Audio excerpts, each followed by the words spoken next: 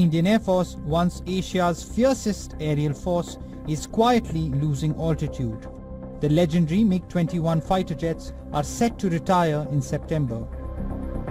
India will be left with just 29 active fighter squadrons, far below the sanctioned strength of 42. That's not just a dip, that's a dive into dangerous territory. Pakistan has around 25 squadrons, China having 66.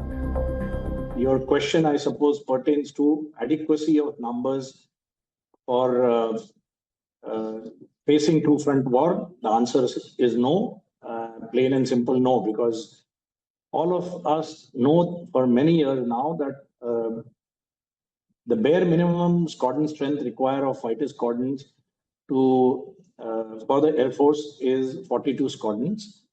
Actually speaking, 42 is just the number, but 42 of the correct quality as per the demands of the time is what is necessary.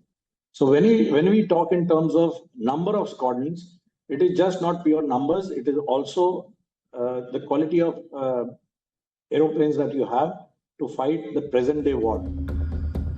The fighter gap has been decades in the making, with the IAF's world-renowned combat reputation now weighed down by lackluster procurement and policy inertia.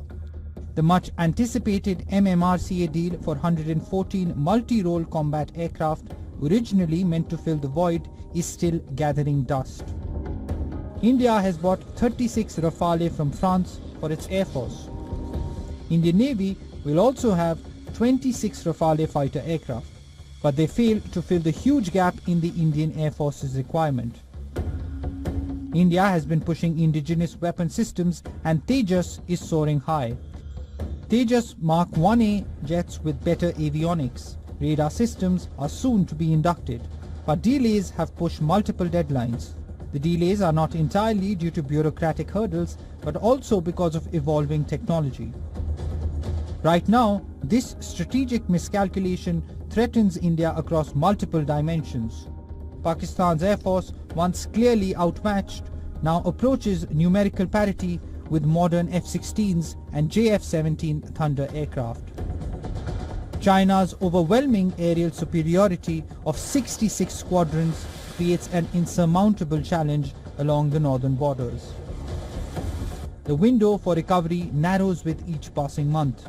Without immediate action, accelerated procurement, successful indigenous programs, India risks losing the aerial advantage that has underpinned its regional security for generations.